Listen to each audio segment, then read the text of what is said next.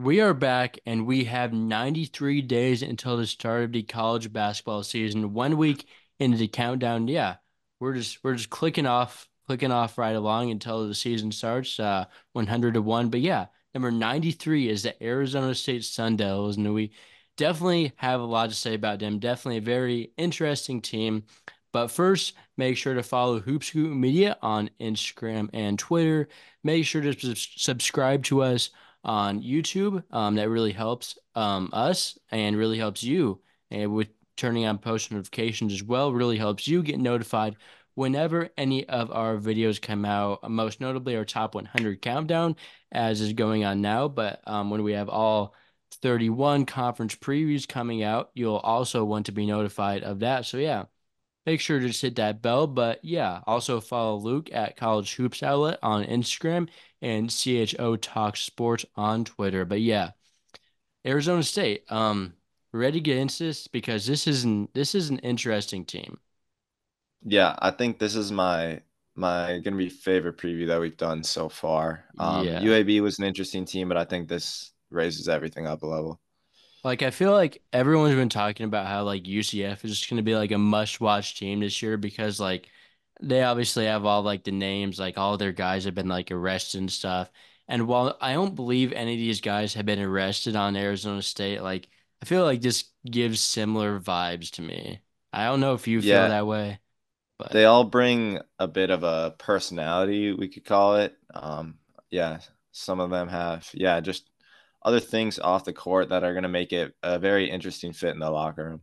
yes, it will be very interesting. But yeah, just going with some background information. They were 14-18 last season, 8-12 in Pac-12 play in the last year of the Pac-12. So they are now a Big 12 school going into what has been the best conference of college basketball as of recent, and it looks to be continuing on that path. And yeah, this will be year 10 of the Bobby Hurley era. And yeah, things last few seasons have not been going great, particularly on the offensive end.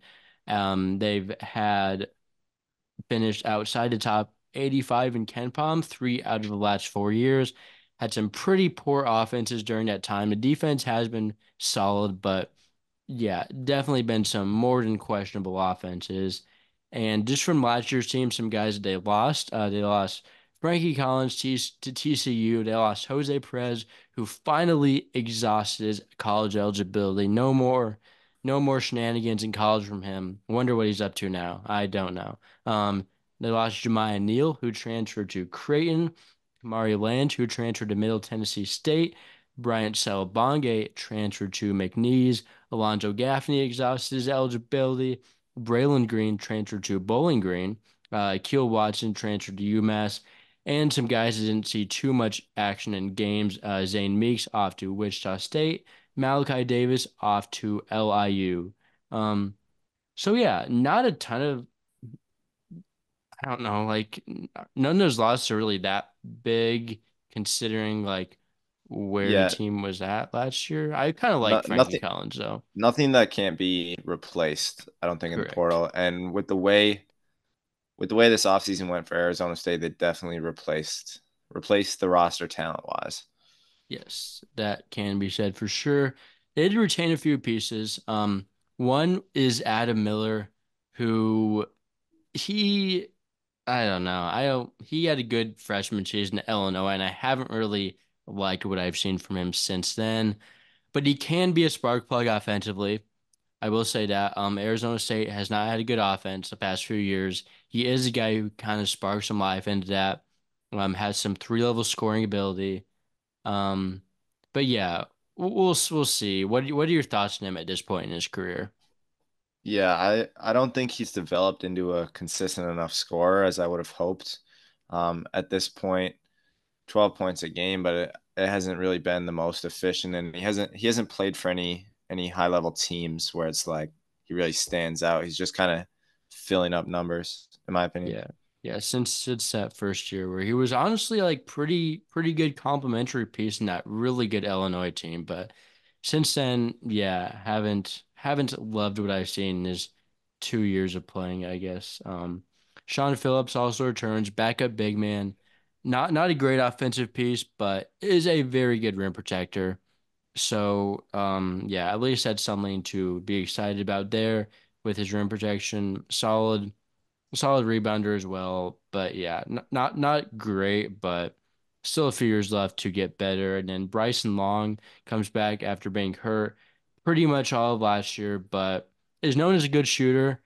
Formerly played at Long Houston. suffered a seizure last December, I believe it was. Was a I had seizure. to I had to look this up because I was wondering why he only played 6 games and then rejoined the team in the spring. And so it's a bit of a question mark on what he'll be able to do this season. But I did not know that that was what it was. I thought it was just like a more of a typical like injury that you would when find. when I when I wrote the preview like a couple weeks ago, I wrote injury, and then uh, earlier today I was looking it up and I saw that, so I kind of went back, fixed up that article a bit, and yeah. So he That spent a is lot of Christmas break in the hospital, and Bobby Hurley was in and out visiting him. that is crazy. I was not aware of that. But yeah, in his time at Houston Christian slash Houston Baptist, whatever they were when he was there, he was a very good shooter. Um, definitely say that. Not sure how if he gets healthy, which I'm assuming he will be healthy this year. Not sure that he's really a power conference level player, but I think if you bring him off the bench to hit a few threes and um I think that can work all right at least. But yeah, the transfers is where it really gets interesting, the transfers in. And one big name they got is BJ Freeman from Milwaukee. Um he was a very high usage player in Milwaukee and honestly a very good player. Was really involved in every aspect of the game for them, was like their point guard, was their go-to guy, was just always the ball in his hands. And that wasn't really a bad thing in Milwaukee because he could really get to the rim, could draw contact, had some huge games, 33 against Providence, his first game of the year. So very talented player, definitely translates up athletically. But what are your thoughts on him? Because this could go south. I really liked him. He's able to do Yes. just about everything on the floor. I think he's the most well-rounded player on this team. Can score Hmm. at all 3 levels. And I think he had Milwaukee within a game of the tournament, I believe. They fell to Oakland in the championship. Did they make the championship? I knew they beat Green Bay first round, but Yeah, I'm not. you'd I'm have not to check sure. that semifinal result. Okay, I I think don't they did. even. Let me check that. But I feel yeah, like I don't remember that happening, but I also don't remember who was in the championship. Maybe it was. Um, yeah, I didn't even know that they did. yeah. Well, I guess you're more on And he was top a of bit it than me. obviously a big piece of that. Yes, he was the biggest piece of that team. Yeah. So yeah, I honestly really do like Freeman. Um, just a very high usage player that might not go great if he tries to be as high usage as he was, but And yeah, you put him in a backcourt next to Adam Miller, and then yes. the next transfer, Alston Mason, and you've got 3 guys that like the ball. Yes. Austin Mason, another guy, yes, who does like the ball. Very high usage, more of a like score first point guard, who can pass as well. Him and Freeman can both pass, but they're definitely more scoring oriented. Um, and Mason has his best year this year shooting the ball, shooting over 35% from three. Yeah, by far his best season from deep.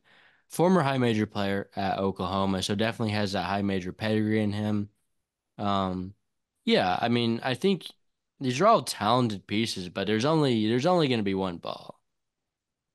Yeah, and I think this is where it kind of stems into what we um mentioned at the start, where I think locker room problems can start to come when you've got 3 guys in the backcourt who are really talented scorers. They're all going to want those numbers, and I think something's got to give. And I don't know if Bobby Hurley's the coach to bring that all together. Yes. Another transfer they got that had some big time numbers this year was Bashir Jihad from Ball State. Really had a breakout year. Evolved into Ball State's best player after they had a lot of departures last year. Scored in double figures every game of the season, so was really consistently their main option night in and night out. Another guy, another high usage guy, but I think he could not being a guy, not being like a guard. I think he could function a little bit better in a lower usage role, as opposed to some of those other guards who are more scoring oriented. But I think it'll be an interesting transition for Jihad. Good rebounder, but I don't know. What are He your was a good thoughts? defender at the MAC level as well, but that's Yeah. something you question transferring up. But I do think he provides more off the ball than the others can, and he can also stretch the floor a bit, 35% from three last year. Yeah. Yeah. So definitely a solid piece. The fit is a little odd, but yeah, I don't have any real problems with taking him. A few other transfers I got. One is Austin Nunez, who I actually loved 2 years ago or last offseason, I guess, when he transferred from Arizona State to Ole Miss. Never really worked out at Ole Miss, and he's back at Arizona State. Got a little Marfo action going on there, but I don't know. I really liked Nunez his freshman season, but he didn't do like anything last year. I don't know if you feel Yeah, the I same way. you bring him back to his comfort zone at Arizona State, you might be able to see something. There's space on the bench for him in that rotation, but I don't know. I'm skeptical of buying back in. Yep. Also got a commitment from Brandon Gardner, redshirt at USC, so he will have 4 years of eligibility left. I've heard from other places, it's not my word, so I'm not criticizing him, but I have heard people say that he's not very good. Um, just what I've heard. So definitely not any. I haven't watched like him play at all, so I wouldn't know. But word on the street is that he's not very good. Yeah, I did not get a chance to watch the 4 minutes he played last season before the injury, so I can't Yes. speak on anything there. But at the very least, the guy will come in, play the four off the bench. Yeah. Has 4 years of eligibility though. If it works out, it works out, and you have him for a while. So I don't see that much downside, especially when they still have like a few spots to burn. Unless he's like a locker room issue, which who knows? I don't know if he is. So I'm not gonna make any accusations, but then it gets more interesting because they have an interesting freshman class, headlined by Jaden Caintons, who five-star reclass big man was committed to Kentucky under John Calipari. Um, did not follow him to Arkansas or not. He was like supposed to go to Louisville, supposed to do whatever, and then he just where was Arizona State getting money from? Like there was is there some like because I know there was some like weird place where they like got like their NIL or For Arizona State, yeah, wasn't I don't know. like an HBO thing or something. Am I just like making stuff up or I mean, the money came from somewhere because this is an absolutely absurd class to bring in when all Bobby Hurley has salvaged is a couple first four exits during his 10-year tenure. yes, but yeah, Cajuns really special talent. Like yeah, I feel like that's not really up for debate. Explosive, athletic, moves pretty well for his size, but he will be 17 years old like the whole season. Like his birthday is in like He he turned July. he turned 17 in July, yeah, last month. Yes. So yeah. Um he's like yeah, he's like a really good talent, but in like the middle of like Big 12 play when he's getting Hunter Dickinson might score like 40 on him. Yeah, there's you're going up against experienced bigs night in and night out, and yeah, and you match him up in the front court against Houston. I don't know if he scores. Yeah, yeah, very good talent, but I think the youth will catch up to him. So I don't know how this will work out. Like I don't think he'll be that good right away, but like he has to be in Is college for 2 years or has to be not yeah, in NBA. Don't know if those both are going to be at Arizona State, but like, I don't know. That's that was the point I was gonna bring up. I was pretty sure he needs 2 years because he's so young. So that'll be interesting if Hurley can keep him around and keep himself around. To be honest, yeah. If he is, if Kane is at Arizona State both years, I think he will be very good his second year. I don't know if I see it this year though. Like he is so young. Another reclass guy they got though, Josan Sanon. Um, Another interesting figure off the court. Decommitted from Arizona to go to Arizona State because he wants playing time, which I mean, if that's what you're going for, then it's probably a better option. Did that like immediately after Caleb Love decided he'd be back at Arizona. So not hard to read through that one. But yeah, It was another very good talent. yeah, it was interesting. I'm pretty sure he like reposted Caleb Love's return to Arizona, and then like later that day or the next day, decommitted. So just I don't know, a tad bit funny there, but I think he has a chance to play some pretty big minutes off the bench. He's got three senior guards in front of him, but he has a role in this team.